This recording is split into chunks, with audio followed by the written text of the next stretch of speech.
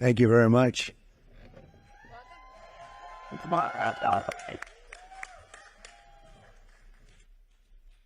Are you ready? I'm ready. Let's do this. Let's go. Welcome to today's roundtable discussion with our host, Building America's Future. This is their 50th stop on America's Future tour. My name is Mayra Flores. I am the first. I am the first Mexican-born congresswoman sworn into Congress in 2022, and I'm here today to moderate this important discussion. Building America's Future is a 510c4 that was created to inform and empower Americans to take ownership to our country's policy direction and demand that our government at all levels enact policy reforms to improve the lives of Americans. We need to make America's future great again.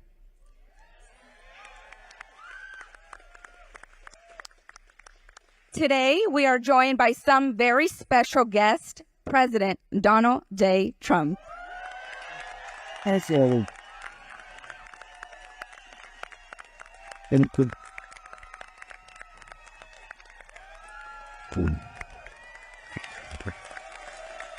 Thank you, President. Thank you, everyone. Thank you.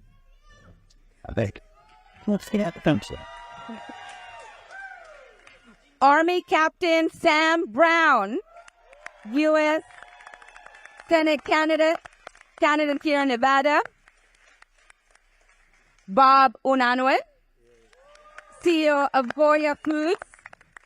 Additionally, we are joined by 6 Hispanic Americans from this community who have been impacted by the Biden-Harris administration's policies. They're here to show their stories and how this administration has negatively impacted their lives and has stopped them from moving forward. And we're here to change that.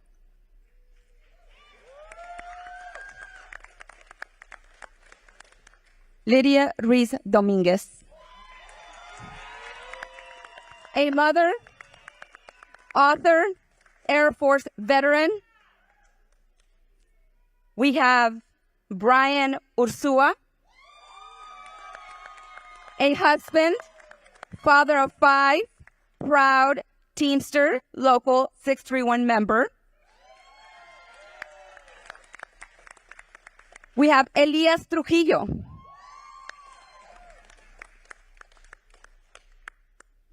and now we have also Linda Fornos. We have Iris Ramos Jones. And we have Rafael Arroyo. We know President Trump has built one of the strongest economies ever, lifting up all Americans, especially the Hispanic community. Under President Trump's leadership, the Hispanic community saw a record low unemployment and low poverty. As part of this immediate plan to help our economy recover from this disastrous economic policies from the Biden administration, Harris administration, President Trump has pledged to eliminate taxes on tips so that Americans can keep more money in their pockets. I want to share my father's story, Saul Flores. Back in 2016, he was with her. And in 2020, he voted Republican for the first time. And he voted for President Trump because under his administration, his trucking company was thriving.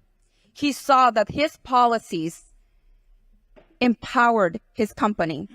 And he said, even though I still don't agree with him on everything, I love his policies, and I will be voting for him in 2020.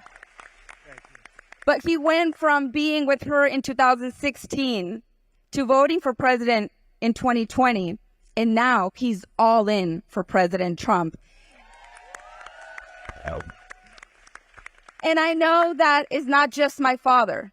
Many Hispanic Americans have seen what the Biden administration have done to their lives. We all have less money in our pockets. We want to be able to take our children to a vacation. We want to be able to take care of our families. And that's exactly what President Trump will do when we get him reelected in November. And now, speaking, Bob Unanue. Before we get to our important discussion, I'm thrilled to be your moderator today. And I would like to introduce a great American and the CEO of Goya Foods, Bob. He's a leader with a spine of steel and a heart of gold. Ladies and gentlemen, please join me in welcoming Bob Unanue. Thank you, Myra. And you're so important for Texas. I've been down with you a couple of times, and I remember you telling me your father said you convinced him to vote your way with God, family, work, freedom. He said, you asked him, why did you vote conservative, Republican? He says, my party has abandoned me. They've abandoned him. And they've abandoned many Latinos. And that's why we're here today. And our future is at stake. I want to also recognize Captain Sam Brown, who at a young age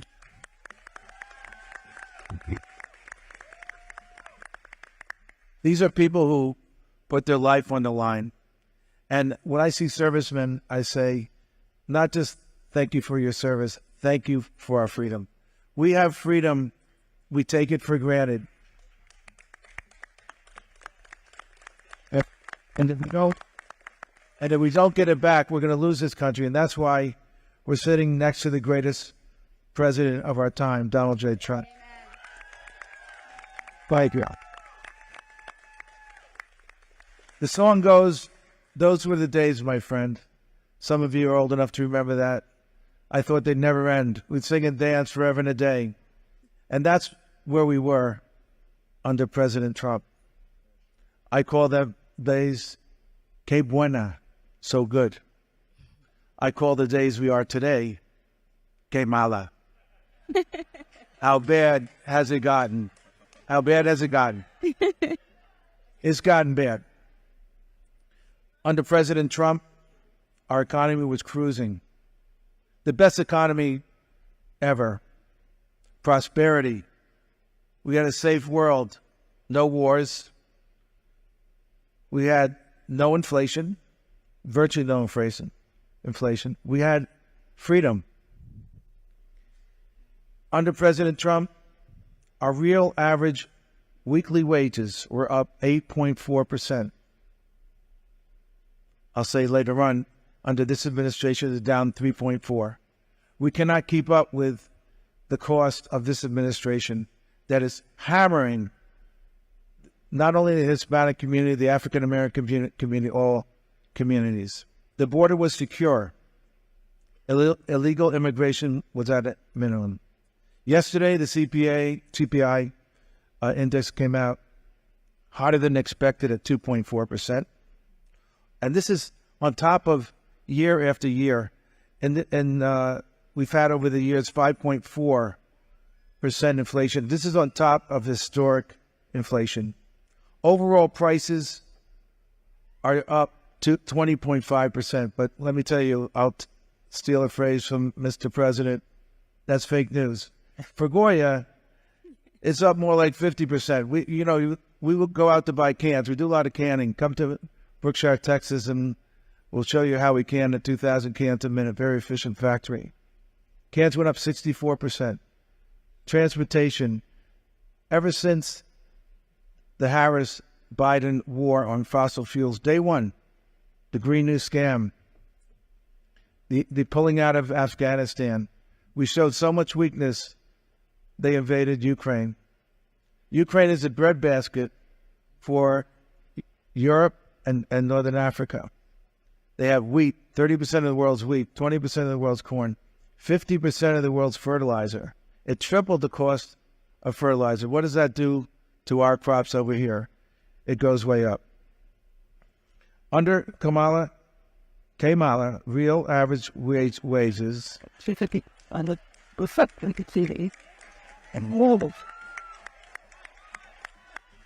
know, I don't say that, to get a buzz or as an insult. It's reality. She is bad. She's bad for this country. She's bad for Latinos. She's bad for foreigners. Real average wages were down 3.4%. And wages have been up. I mean, our wages in warehousing and all that distribution have almost doubled.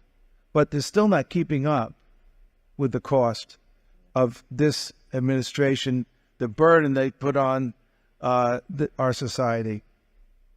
The working class, the middle class, Hispanic and Black, African American populations have been hammered, exploited, used, and abused.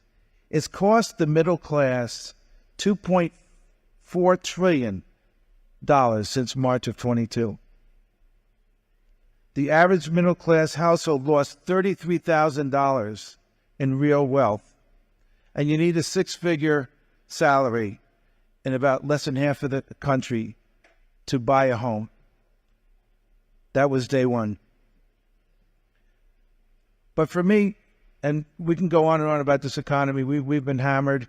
But for me, the biggest issue under this administration, which I consider evil, and I'll tell you why,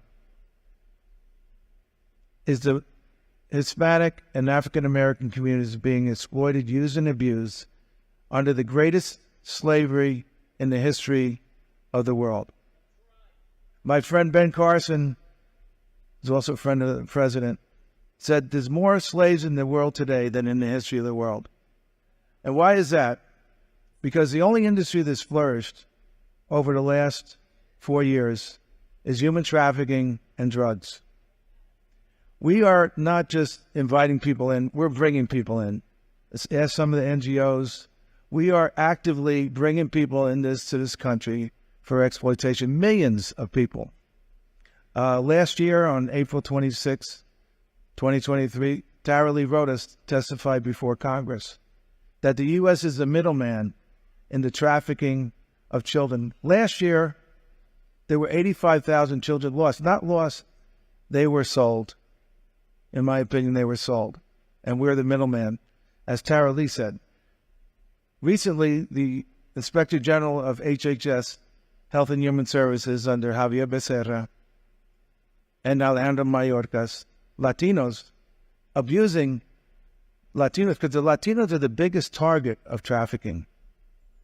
And women are 70% of people trafficked. Children are 25%. Imagine you have a woman taking care of our border, abusing these children. The Inspector General says that 325,000 children are missing. Again, they're not missing. They've been sold.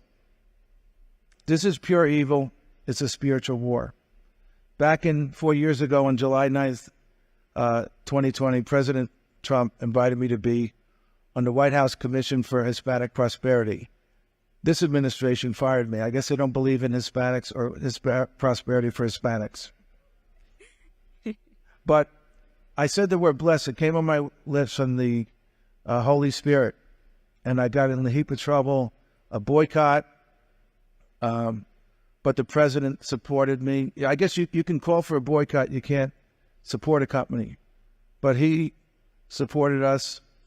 And we did so well. AOC, who had called for a boycott, we named her Employee of the Month for improving our sales so much. But as a Latino, I'm probably going over the 3 minutes. I'm sorry, Myra. Can't help ourselves. God placed his hand, God's hand was placed on Donald J. Trump. Then,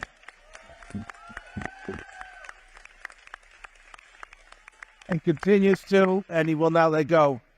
Look at July 13th at 6:11 in the afternoon. St. Paul's letter to Ephesians. Put on the armor of God in this fight against evil. God's hand is on President Trump. He won't take it off. And he's going to bring us to prosperity, to safety. And he's going to lead us closer to God and make America great again. Is my highest honor. You might know this guy, the gentleman sitting next to the former, current, and future President of the United States, Donald J. Trump. Thank you. Thank you, Bert. Thank you both, and thank you, everybody. Would you like to take over? You want to go? Would some people like to speak first? No, we want you. Okay. We want everyone here is ready to hear from you. Okay, good. That's good. Well, thank you very much. And I have to say, with Bob, we became good friends. I didn't know him before the White House, but I got to know him, and he represented Hispanics. He represented a lot of people having to do with manufacturing business. He's a great businessman. And he had a very interesting situation. The radical left in our country put tremendous pressure on him not to be involved with us, meaning Republicans or conservatives, whatever, people with common sense, I always say, because essentially we're the party of common sense, which becomes a better and better term as time goes by, with men playing in women's sports and open borders and people coming into our country totally unvetted and unchecked and all of the ridiculous things that you see today.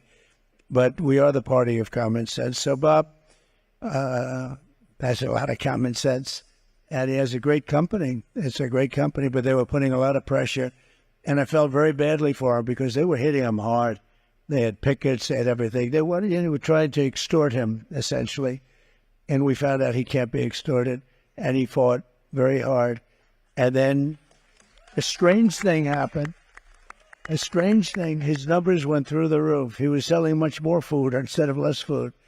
And they do that. They play that game. It's probably not even legal what they do, but they go after businesses. And not everybody's like Bob, where they're in a position to fight. But his company went absolutely through the roof because of it, because there's tremendous support. We have far more people, far more support than the other side. And the term "Make America Great Again," we are the party of wanting to make America great again. Right now we have a country it's a nation in decline. We're sadly a declining nation. And who would have thought we would have had to say that? But if you look at our borders, they're horrible. They're just, I probably won in 2016 because of the border. I fixed it very quickly, became very, very good, and turned over a great border, and they just destroyed it. From the moment, I always say that my world's favorite chart, the chart I look to the right on, but that was basically a chart on immigration, and that was the lowest immigration we'd had in forever, I think, in recorded history. And then that was my last day in office, and then it became like a rocket ship, that chart, and it went up to the moon. And it was very sad to see all the work that we did, but we'll do it again. The only difference is this is many, many times worse than it was in 2016, Bob. In 2016, we had something that was within reason.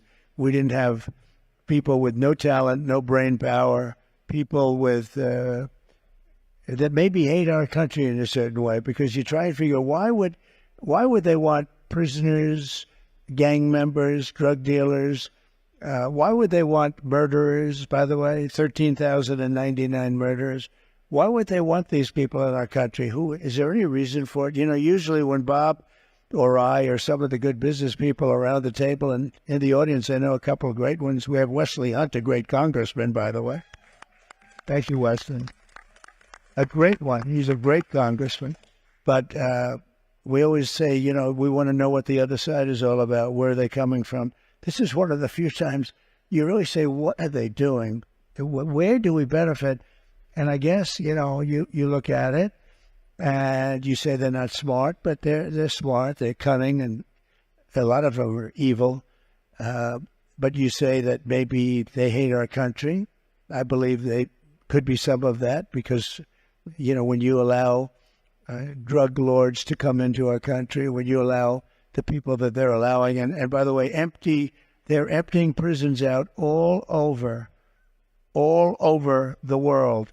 This is no longer South America. This is the entire world. From Africa they come, from Asia they come, the Middle East, South America, yes. But it's not exclusive South America. This is all over the world. The Congo, we have a lot of people coming in from the Congo in Africa, and it's incredible. But you just say, why? Why are they doing it? And it has to be evil intention. And then you realize that so many other things that they do, like transgender operations, where prisoners, people that are being held as prisoners, if they request a transgender operation, they get it. Now, who would even believe this is possible? And she was one of the ones, Kamala. We don't have to talk about Joe because Joe was overthrown. He was overthrown as president of the United States. First time that's happened. We call it a coup. I should say he was just overthrown. It's simpler. People say, what's a coup? A coup is you were overthrown. And I believe he likes me more than Kamala. But, what do I know? How would I know that? But I think he likes me actually a little bit, about this much more than her. But they're having a lot of fighting going on. And they asked her a question the other day on one of these ridiculous shows. And they said, well, what would you have done different? What would you have done differently? She complains what she's going to do. And I always say, why didn't she do it? It's so easy. You just sit back. Why did you do it? You had almost 4 years to do it. But she's worse than Biden, I'm telling you. He's more intelligent than her. Can you believe this? Can you believe? Okay. And it's not that I'm a fan, but I think what happened to him was terrible. He had 14 million votes. She came in last because she was the first one to drop out of the race. She dropped out. There were like 22 people, and she dropped out. And it's a terrible thing. I mean, you talk about a threat to democracy. That's a threat to democracy. But the biggest threat to democracy is incompetence. And we have incompetent people leading our country, and we have problems other than borders. We have the biggest problem is probably the possibility of World War III. And that would be a war like no other with all of the weaponry that you have today. You have weapons the likes of which this world has never seen before. So we have people leading us that are not the right people. And, we had no wars. I finished off ISIS. We had the best economy ever. We did great. And for the Hispanic Americans, because that's why we're here, I want to just say household income for Hispanic Americans. I asked them, give me some of the just basics, reached an all-time high. So your household income was the highest it ever was. The Hispanic American poverty hit the lowest rate ever. So the lowest rate of poverty, the highest rate of income. So far, we're doing good, right? That's not bad. After that, what else? You almost don't have to say anything more. The household wealth of the median Hispanic family grew by 65%. Think of that one. Home ownership among Hispanic Americans reached the highest level ever by far. And we cut taxes and regulations for Hispanic-owned small businesses and people. And now we did this for everybody, and everybody did better, but Hispanic Americans did just right at the top. Now, let me tell you what is happening at the border, because it's affecting you probably more than anybody else. African Americans, Hispanic Americans, people are pouring in and taking your jobs. And your jobs are being taken, and that's all because of Kamala and Biden. And really, in this case, her, because he put her in charge of the border, and then it was 4 o'clock and he went home and went to sleep. That was it. He made her the border czar, right? Now she says she wasn't the border czar. And they come out with different excuses, and because there's no excuse for this. We have the worst border in the history of the world. There's never been a border in the history of the world like this. If it was a third world country, because they had no border like this, because they fight them off with sticks and stones if they had to. This is the worst ever in the history of the world. And we had the best ever in this country's history. And we had a strong border. We had great people. Tom Homan was one of my advisors, and Brandon Judd was unbelievable. And we have people today that are great. And, you know, the amazing thing, they want to do their job. They really want, it's easier for them not to do their job, I assume, but they want to do the job. They see what's coming in and what's happening. But from, you heard the numbers from think of that family income, median 65% increase. Who ever heard of a number like that? But it's being taken away from you by them because of the border. Because people are going to come in and they're going to take your job, and that's what they're doing, and that's what's happening. And if you look at the numbers today, the numbers are way down from where they were. And for the African American community, it's actually a step even worse. So I just want to let you know, and that's the way it is. She caused the tremendous inflation, $29,000 per family. Kamala launched a massive IRS initiative to take more tip money away, you know, no tax, right, on tips. And that was a big deal. Then she goes out a few weeks later, maybe a few months later, and she said, I have a surprise for you, no tax on tips. We sent her a MAGA cap.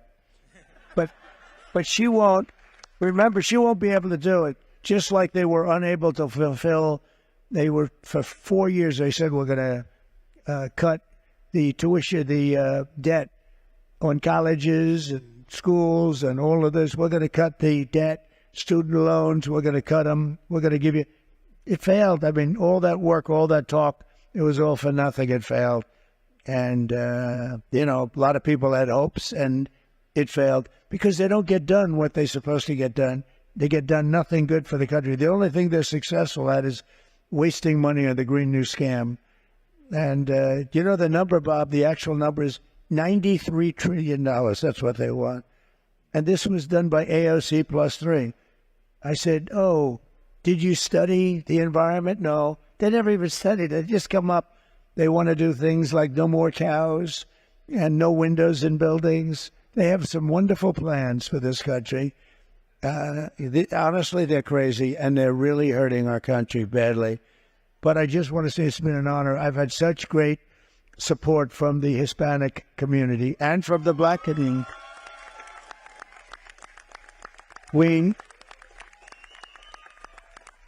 The highest level ever, and there are those that say we'll end up breaking the 50% mark, which is really an incredible when you think that 10 years ago or 6 years ago, and even when I first ran, you didn't know me very well, and you got to know me well. And the second, we did great in 2020. We did better in 2020, frankly, than we did in 2016. Much better. We got millions more votes. But we did very well with the Hispanic, and now we're doing record numbers. And I think we're going to have a tremendous election. I think we're going to have an election like no other. I think this is going to be the biggest and most important election in the history of the country. And a big beneficiary will be the people in this room that have been, they've been just so great. You know, Hispanic people have tremendous, they say you can't generalize, but I think you can. They have wonderful entrepreneurship, and they have, you have such energy. Just ease up a little bit, okay? Ease up. No, you have great ambition, you have great energy, very smart, and you really do. It's like natural entrepreneurs. That's why the small businesses in the country, I mean, they are largely the number of Hispanic Americans operating small businesses and big businesses too, very big businesses, running them for stockholders. So it's an incredible group of people. It's an honor to have you on my side. We are getting numbers of Hispanic Americans that nobody ever thought possible. And we're up in all of the polls. Well, it looks like we're leading just about everywhere now. We're leading I think all of the swing states that came out this morning. We're leading all of the swing states. And part of that is, she can't answer questions. She doesn't know what the hell she's doing. We can't have that. We had that 4 years ago, and we had that for the last 4 years, and we can't do that anymore. We're not going to survive as a country. We're in very dangerous shape. We're in very bad shape as a country. You look at all of the things that are happening that are so bad, and it's just something we can't take. So we are going to be with you. You've been with me. Get out and vote.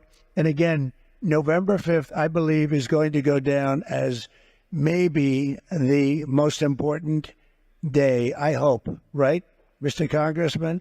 But I hope it will, because it'll show what we do, but it'll be the most important day in the history of the country. And, I said that with 2016, and I meant it, but this blows it away, because 2016, we had problems, but we didn't have this kind of a problem. We have a problem of survival of our country, because we're run by very stupid and probably evil people, and we can't have it. So thank you very much, Bob. I hope that's a positive message. Is that a positive message? Thank you very much. Thank you, Mr. President. Let's make it clear to the Hispanic community that the Biden and Harris administration have killed our economy, destroyed our border. They have destroyed everything good that we have in our country, but they have not destroyed us. And we're going to give President Trump the biggest win in November. Hispanics are.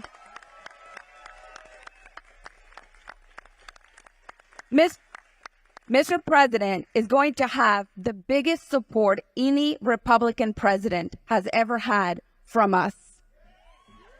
I truly believe that.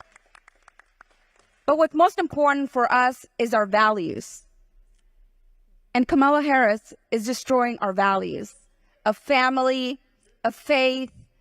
And if we want those values to live in our children and the second generation, it's important that we instill those values, but that we also elect those that represent our values. And that is President Donald Trump. I think it's important that we also give an opportunity to Captain Sam Brown to introduce himself. This race is very important for your state, so I want to give him an opportunity to say a few words. Thank you for being here. Thank you for making time out of your day to be here, but also thank you for running. I know it's a huge sacrifice, and thank you for everything you've done for our country. I would not be here if it wasn't because of men and women like you that served in our country. So thank you. Yes. Thank you, Congresswoman. Thank you, President Trump, for being here, for demonstrating to the world just how important Nevada is, how important the Hispanic voters are, how important this community is. We're so grateful that you're with us today. Thank you very much. Thanks, sir. Now, look, success is not promised in life. Hardship is something that none of us can avoid. But I want to talk to you a little bit about the American dream. Because most of you know of me as a veteran, as someone who's put on the uniform, served, sacrificed for this country, and I was happy to do it. I was honored to do that. But like so many of us in this room, I've also got a story about pursuing the American dream. You see, after I recovered, and I had to figure out who I was outside of that uniform, I went back to school. I got an education around business. And just because you do those right things, you check those boxes, does not mean that you're going to find that success. And so in 2016, when President Trump was elected, and I was happy to be a proud President Trump supporter, over those next couple of years, with the optimism of seeing what he was doing for our country, lowering our energy costs, lowering unemployment, cutting taxes, we saw the border secured. We saw optimism. A hope for the American dream was something that we could all grab onto. It was at that time that I decided my next step in the American dream as a husband and a father with 3 school-aged children was to start my own business. But again, for those business owners out here in this room, we know it's not always easy. And my journey started working in a fulfillment center. When I walked in here today and I saw the racks up against the wall and the cardboard boxes and the pallets, I thought, gosh, it almost feels like home. Because for 6 months as I was starting my business, the business that provided pharmaceutical services to veterans when the VA hospital wasn't able to, I worked in a fulfillment center. I packed up those boxes. I loaded them onto the semi-truck trailers. I did that for 10-hour shifts 4 days a week. And I went home at night, had a meal with my family, and went to work on my business plan and getting things lined up and ready to go, and was eventually able to make that full transition to being a successful small business owner. And that is so important to all of us as Americans. All of us, that we have that opportunity. Again, it's not a promise that we have success, but an opportunity. And President Trump, as our president, and me being a small business owner while he was president, I was so compelled to fight for his re-election in 2020 that I did put aside some family time when I got done taking care of my affairs. And my son and I, my oldest son and I, would go out and knock doors for President Trump. 4 years ago, I was a happy volunteer. I see people out here in the crowd today who are volunteers. Beware. You might find yourself one day running for United States Senate too. But it was so worth fighting for what President Trump did for us, the way that he led for us. He couldn't guarantee us success, but he could help create a pathway for it. We saw him cut taxes. We saw him lower those energy costs. We saw optimism in our community. And what we have now is a story of all the wrong things going up and the right things going down. Our unemployment rate now here in Nevada is the second highest in the nation. Our housing costs are off the chart. The interest rates have gone so high that if I had to buy my home today that I bought 6 years ago, guys, I couldn't afford it. And I know a lot of you are in that same position. We have a number of people coming across this border illegally has gone through the roof. Criminals that have come across this border, including those who have committed murders, over 13,000. But what's been going down? Our take-home pay, the number of kids who can actually play sports. As I go through the community and I talk to folks, I've got parents who stop me and say, we can no longer afford to even have our kids play sports. There's teachers who've told me they can't even send kids home with homework on paper because they can't afford the ink and the paper to send the kids home to be able to continue their education at home. The wrong things are going down. But while Jackie Rosen has been our senator, while she's voted 98% of the time with Biden and Harris, her net worth has gone up 61%. Can you imagine if your net worth had gone up 61% under the policies of this administration? And so let me tell you, there's people in your life that challenge you to be the best version of yourself. There's a couple in this room today. Congressman Wesley Hunt right here. He was an upperclassman of mine at West Point. He may have given me a hard time here or there, but he challenged me to be the best version of myself, to become the leader that I was able to grow into being. I see Pastor Jimmy Morales over here as well. He's challenged me to be the best version of myself, even throwing me behind the pulpit with 20 minutes notice to give us an entire sermon to his church one day. But President Trump, you challenge us all to be the best version of ourselves.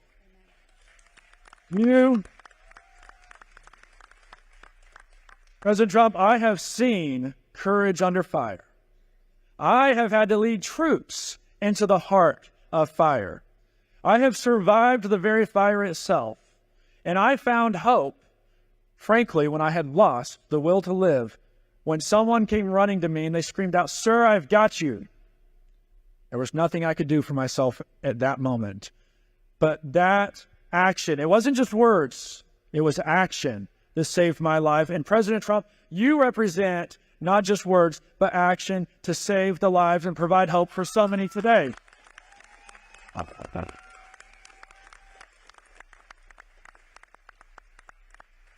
One last thing to the women here today and who are seeing this at home, like my wife, like the wonderful First Lady, like so many of you moms and grandmas and sisters here, you will determine the outcome of this election. My wife challenged me to run. She said, "Sam, I know the man you are. President Trump needs you to back him up in the Senate. You women here today, you will determine this election. So let your voice be heard. Get out there, get your family to vote, get your neighbors to vote, get your children to vote, and let's provide President Trump the backup he needs. Thank you, Captain Brown. Well, we're all here to hear from these 6 great Hispanic Americans and to hear from their stories. I would like Lydia Dominguez to share your story with us. Thank you for being here. Thank you to America's Future Tour for having me here. Thank you, Mr. President, for having me. It's a true honor to share my story, and my story echoes so many Latinos around the nation. I was born in Mexico and raised as an infant in the United States. And my mom is a high school graduate. My dad made it to the 6th grade. As he was a construction worker, and when I was 12, he passed away from cancer because of all the chemicals he had been exposed to as a farmer and construction worker. At the age of 14, I proudly became an American citizen, and and you know, I continued, and at the age of 16 and 19, I had both of my kids, and they're right there in the stadium, right there, waves. Yeah. I'm so proud of them. I had both my boys at 16 and 19. So I decided to join the Air Force, and I joined proudly because I had grown up with a sense of service and sense of wanting to do more in my country. Under your administration, I was able to afford a home. I was able to buy my first home and save money. And it was the first time I'd have been able to get ahead, and feeling like I'd always been behind. Your administration was at the point where I was able to get ahead. Under the Biden administration, I was forced to take the COVID-19 vaccine, and I refused as a religious accommodation, and I was honorably discharged. And with that, most of my savings dwindled under the Biden-Harris economy. And I had found myself having to work 2 jobs, having to do rideshare and having to do graphic designing to make ends meet at that point. I was raised in a Democratic household. My values remained consistent. Mr. President, you were the first Republican president I voted for in 2016.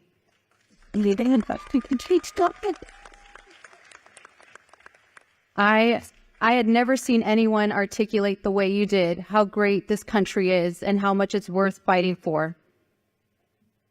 You saw what it really was, and you want to protect it. Despite the economic struggles after leaving the Air Force, I decided to remain committed to my commitment of service, and now I'm running for Clark County School Board.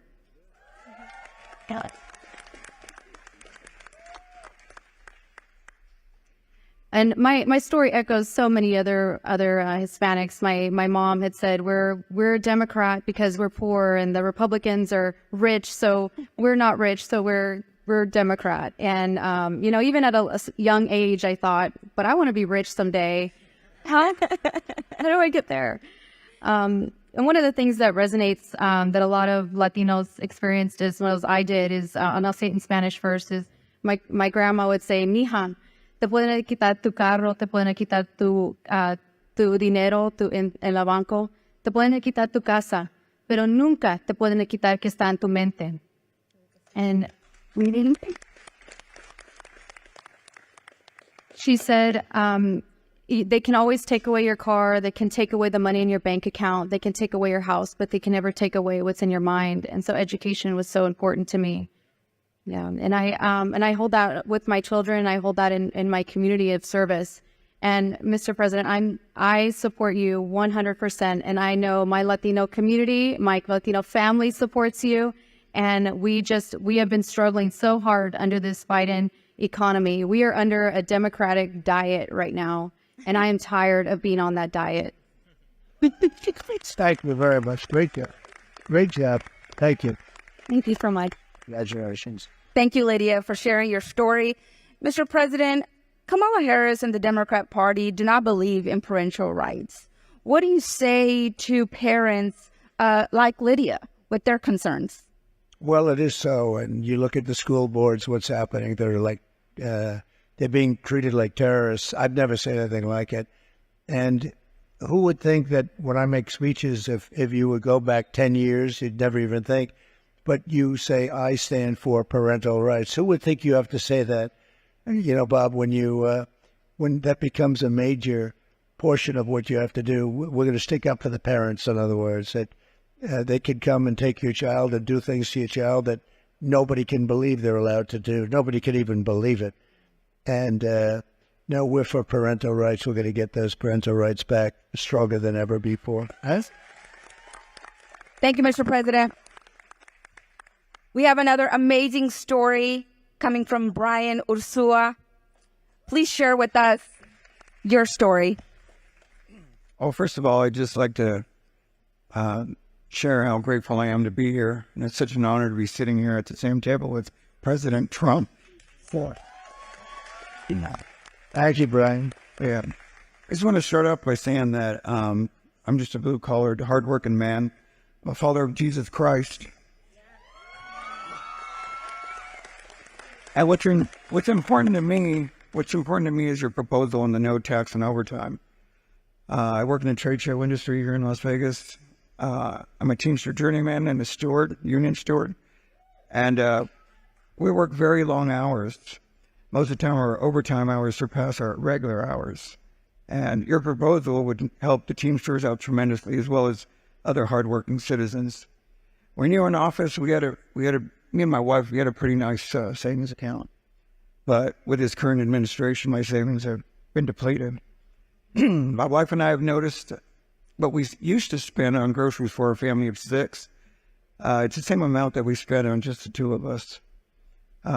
We're empty nesters, and we're proud of all our adult children. They've all moved out, and all of our children have roommates. They're unable to afford even renting on their own, not to mention achieving buying a home. Right. I remember when you were in office, the economy was booming. I knew a lot of people that were able to come out from underneath the government's thumb. I was able to introduce my friends to our real estate agent, and they were able to achieve the American dream. They were able to buy a home. Life was good when you were in office, and you didn't hear people yelling, defund the police. We had safe communities. Our country was safe. When you were in office, you showed your strength and achieved peace through strength with other countries. Your leadership trickled down into our communities, and we respected authority in one another. We need secure borders. Without borders, you have no country. And with the flood of illegal immigrants, this administration has no plan with no structure. And with no structure, you're bound to have chaos. And that makes for a perfect plan to distract the American public and to change the world into the world that we're living in today. These are the conversations we talk about at work. These are real people. I work with a lot of people of different nationalities and backgrounds, and I respect everyone's opinion. But I'm telling you, the majority of all the people that I talk to want you back in office.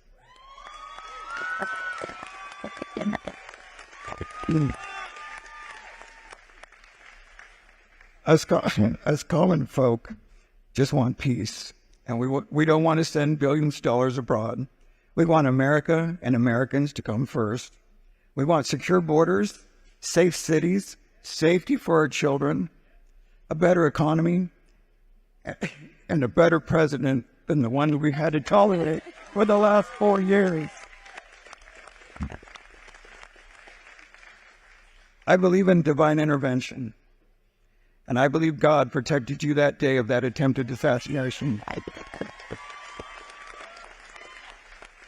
And I truly do believe that the Lord isn't finished using you yet. You have a purpose here.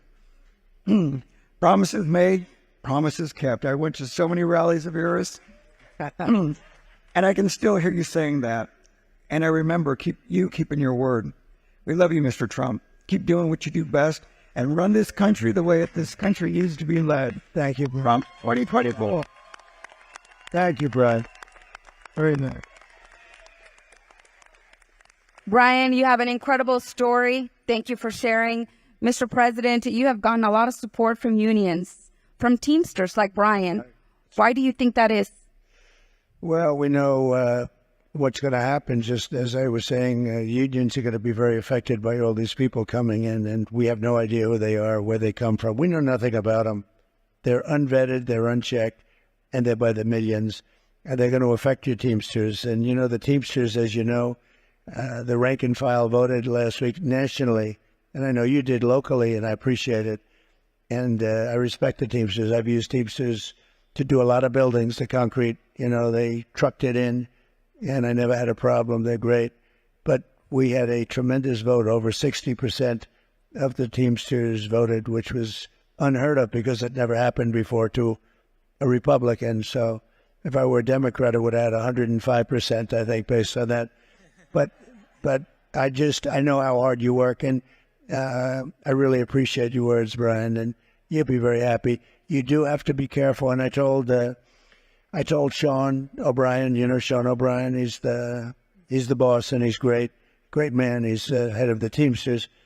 I said, you have to be careful because you have people coming in by the millions, and many are not people that are supposed to be in this country, and they're going to be stealing your jobs, taking your jobs, and you're going to have a lot of, you're going to have turmoil. You're going to have tremendous turmoil, and it's not fair to the people that have been here and great citizens and worked hard. So you see it happening already. It is happening, and it's happening right now, so we have to be careful.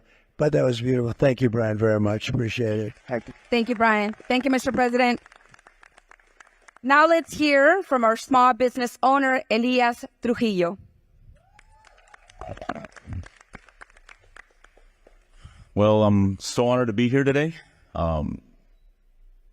Never in my life did I see myself being here amongst any of you guys, you know, or having this opportunity.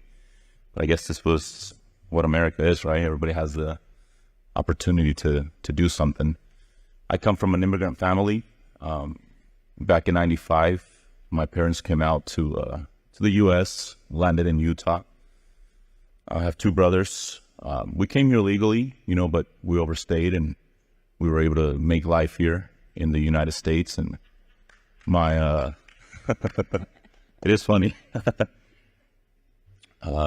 Parents came out to Las Vegas back in '99, so I consider myself from the Vegas community. Been here 25 plus years, done life here, did school and everything, you know. And in my head, I always had the legal status, you know, holding over my head, because you're somewhat limited to what you can do, to how much you can accomplish. And never let it get to me, you know. And I realized I had to move past it, you know, and make the best of my life, because I didn't choose to be here, but my parents felt it was a better opportunity for the family and for us as kids. So I became to love, you know, being out here in the U.S. Went through high school and everything, completed all of my school like I was supposed to, and didn't see myself continuing studying or pursuing any sort of career. But I knew deep inside that I could be an entrepreneur. I could, you know, break barriers and create something without the help of anyone, or, you know. And as I had that on my mind, I continued living life. And shortly right after high school, I met my beautiful wife, who's sitting down there, supporting like always, you know. We got two kids, 12 years old and a 5-year-old.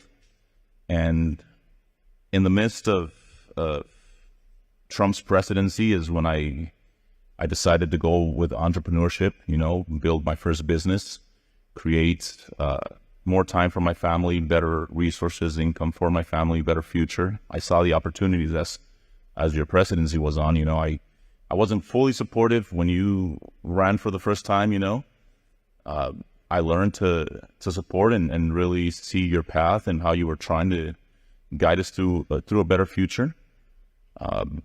Things were great up until COVID, I believe, is when things started to stall for our family, and like it did for everyone, you know. I think it put a stall on our life in pursuing the dream that we were seeking of having our own business, generating wealth and a greater future for our family. So COVID shut down the business that we were starting, which was in the catering business, food truck, And in the midst of 2020, when things stalled, we said we got to continue. We cannot sit back and wait for someone to come save us or help us, So we went out and opened up a restaurant. In the midst of all the COVID regulations, all the changes that had happened, inflation, things started to change at that point, and we battled through. We're not thriving as we should. I mean, I think this last 4 years have been very difficult for small businesses, especially in the food industry, cost of goods, labor, all of the things that have changed, that weren't the same. So we've been able to still stay afloat, pushing to try to open more locations, to generate more revenue, to be able to still grow. But there's obviously limitations to what we can do, what's in our hands, our control, One thing that you guys have mentioned, Hispanics, they don't give up. They find a way, we tried, we make it happen as much as we can. And I've done it many times, and I've had to do it many times, But I'm happy with the opportunity that Trump has again to run and hopefully get us back on track. I think there's room to make America greater. Some of the policies that you're proposing or that you said, like the taxes on tips, services, things like that. I mean, I've worked jobs where people solely live off tips, that's majority of their income, and then it gets eaten out by their job because of the taxes and all that stuff, when it's money that they're earned and should rightfully go to them, So I think this is the beginning of the start for changing laws that can benefit the communities more, can benefit Hispanics, and not just Hispanics, but in general population. I think there's many changes that need to be made. We need to come back to the nuclear of our family, Our soul of the country should be based on that, the love of our family, the love for our children, them trying to maintain their sanctity, their holiness as long as we can, that's the future that we have, and we can't let, ideas, people influence that, they're precious. So I believe we need to get back to that. I feel confident that you're on that page. You want that for the nation. You want that for people who have a belief in a higher power, greater God, and if they don't, they should also be willingness and hopeful for a better future for their kids. Everyone should want the best for them. So there's many things that I think can be changed, and I don't foresee this current administration making those changes or taking us to a better future. I believe you are the best fit for helping us get there, and I hope that you can sit in Kerrigan. Thank you, man. Beautiful. Very good. Thank you very much. It's very nice. Thank you, Elias. And I agree with you. I believe that the Hispanic values are what's going to save this country. I want to talk about the no tax on tips. I was a server for many years. I understand the struggle of not wanting to report all the tips because we knew that we're going to get taxed. Mr. President, are you going to get the no tax on tips signed into law? Yeah, I think we will. We had tremendous enthusiasm in Congress for it, even on both sides. They said that was a good idea. Nobody ever thought of it. I have another one. I was in Detroit the other day, and I said we're going to have deductibility of interest on car purchases, and the place went crazy. And top people on Wall Street, two top people, like the top people, where did you ever come up with that idea? And it was something that I just felt we have to bring back our car industry. We have other things even beyond that to bring it back, actually, but that was something. So we have the ideas with the no tax on tips. I was at my building, and a waitress came up, and she was complaining about the way they're harassing her. I said, on what? She said, tips. I said, really? Well, really? I never heard of this. And they said, no, it's terrible. They're actually passing new legislation to go after people on tips. I mean, really deep stuff. So I said, what do you think of the idea of no tax on tips? Because it just seems like very hard money to get for the government. And, maybe you should be entitled. And also, I think a big thing could be for you, but it could be for a lot of the people. You work overtime, no tax on overtime. And I think that's going to be good for the country. More people are going to work overtime. So we have these things, we'll get them done, and we'll get them approved in Congress. I've gotten pretty much everything I've wanted. Thank you, Mr. President. Well, we want to hear from these three Hispanic Americans as well. We have a few minutes, but Ms. Linda Fornos would like to hear your story as well. Thank you. It's a really honor for me to be here. And it's my third time sharing with you, Mr. Trump. So, and now I want to tell about my story. I'm an immigrant Latina who came from Nicaragua 60 years ago. I'm raised by two beautiful women, my mother and my grandma, who taught me values and taught me you have to fight for what you really want. You have to stand. You have to fight for your criteria and your opinion. And that's why I'm here. When I came to this beautiful country, I did things in the right way. And I have worked really hard raising my three kids. Actually, one of my kids, he was invited to be here part of the panel, but he couldn't because he told me, Mom, it's my dream to meet Mr. President Trump, but if I go with him and I miss work, I'm going to be short in my paycheck. My paycheck. That is how sad it is, our economical situation, that we had to work really hard. In my house, we have three people working, three salaries, and having two jobs in order to support our economy in our house. And it's not just me, it's all the community, the Hispanic, that they are facing the same situation. What is frustrating is how Democrats who stands for Hispanic, that's what they say. We are here for Latino people. And I ask to everyone what they have done to us.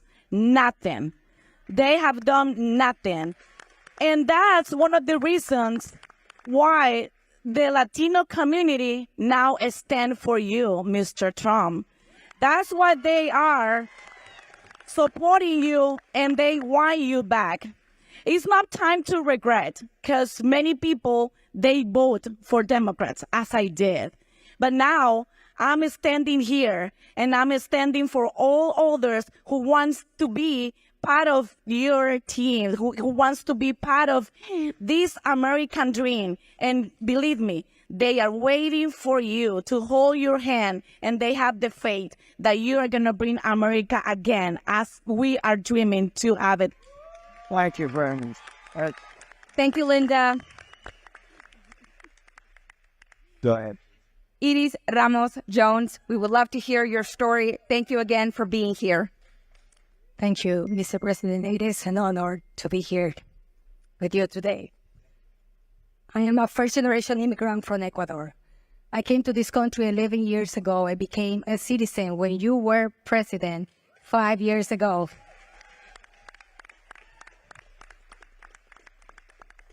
Came with nothing, without being able to speak the language, and without knowing anybody here. And today, I'm sitting here with Mr. President Trump.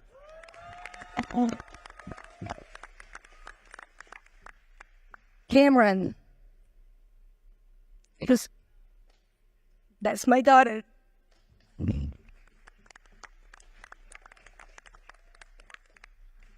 When you and Mommy used to sleep on that mattress on the floor, I never thought this was going to be possible.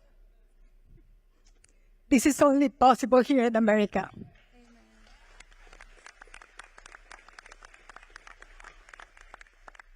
And that is why you got to defend this country until the end. And that's why you have to love this country unapologetically, as I do. There is only one America. Do not take it for granted.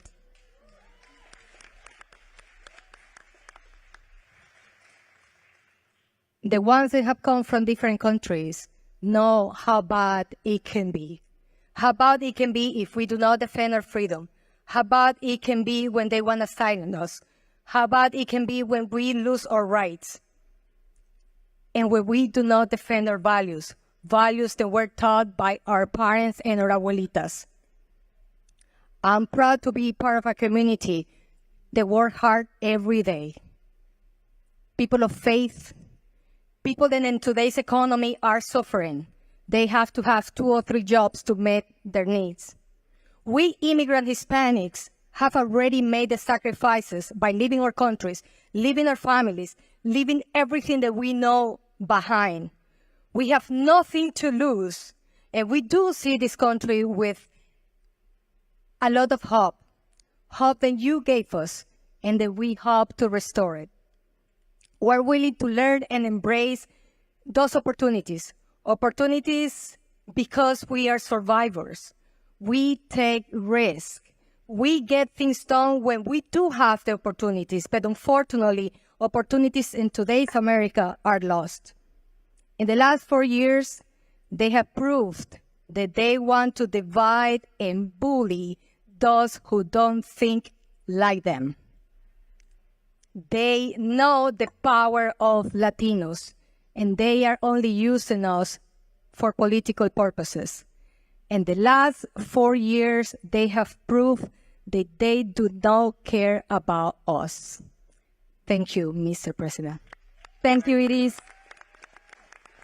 Mr. President, really quick, what do you say to those who immigrated here to this country the right way? What do you say to those people that are here in this country?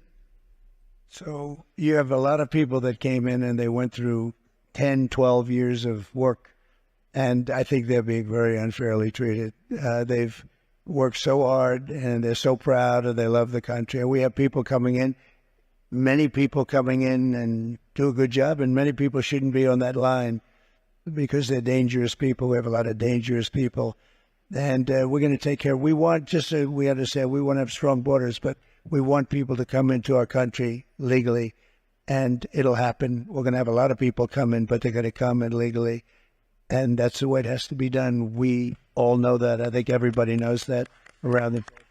Thank you, Mr. President. Rafael Arroyo, would you please share your story with us as well? Yes, and it's an honor to be here. Thank you, Mr. President, for doing this and taking the time out to talk to the Hispanic community. So I was born in San Juan, Puerto Rico, and I moved here. We got some Puerto Ricans back there, and I moved here when I was 6 with my family, and I started my business in 2008, right in the middle of a recession, as they say.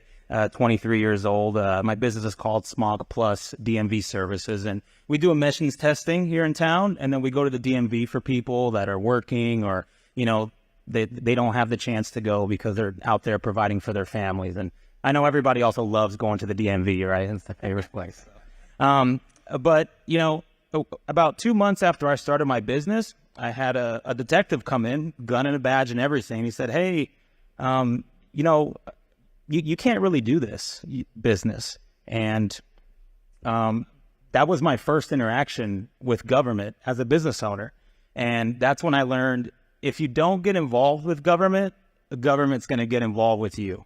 And, a couple of back and forth for a few months, and eventually said, you know what, you're right. The law doesn't say that you can't do this business. So I was able to continue, but instead of encouraging innovation, the default government position is usually to shut it down. So as I continued over the years, I dealt with obstacle after obstacle, policies that weren't business friendly, regulations that didn't make any sense. At one point, I had a meeting with some government officials, and they said, we're going to make this policy change, and if you don't like it, change the law. So I had to get involved. I got involved with state legislators, and it took me 1 year and 4 months, but eventually we changed the law. And thank you, Rafael. So, I'm not a person who complains and just stands around, right? I put myself out there to fight for what's right, and I really care about our state and all my fellow small business owners and all my, Hispanic community. And I know from firsthand experience how important it is to have elected officials that understand business and care about encouraging growth. And I feel like we have a governor here, and Governor Lombardo, who stresses that Nevada is open for business. But the issue is he's going to need help. And today, for me, some parts that are critical to my business are double and triple the price than they were 4 years ago. And Mr. President, I know you're a businessman. You know how hard that is to see costs double and triple, and what that does to your bottom line, what that does to your employees, what that does to your customers. And as a Hispanic business owner, father of 4, my family's right over there, sitting down. And, it's tough right now. It's really tough right now. And what I'm doing is I'm paying attention to the policies, and I'm not paying attention to the media hype. And I recommend that everybody else do the same. And, the issues that really affect us are gas prices, groceries, the cost of supplies, because at the end of the day, we just want to provide for our families. So, Mr. President, I want to know what can be done to, as an elected official at the federal level, to deal with this inefficiency in government, this bureaucracy that small business owners have to deal with on a day-to-day basis. And, thank you again for the opportunity. Well, thank you. And it's a great story, actually. But big thing with you is going to be the cost of energy, very big thing. And we're going to get that down by 50% within the first years. We have, I say it all the time, more liquid gold. You've heard me say it. Oil and gas. We have more than any other country in the world, including Saudi Arabia, including Russia. And we don't use it to the extent that we can. And the problem is your prices are too high. I mean, it's not a question of inflation anymore. They've already done the damage. The damage has been done. You have things that are costing 50, 60, 70% more than they were 3 years ago. And we're going to get your energy costs down by 50% within the first 12 months. And when that happens, everything's going to follow it. And I think you're going to be in very good shape. Very good story, though. Very good. Thank you. Thank you. Thank you, Mr. President. Kamala Harris is telling Hispanic Americans that Mr. President is against us. Clearly, he's for us. And it's going to take all of us to rise up and speak up.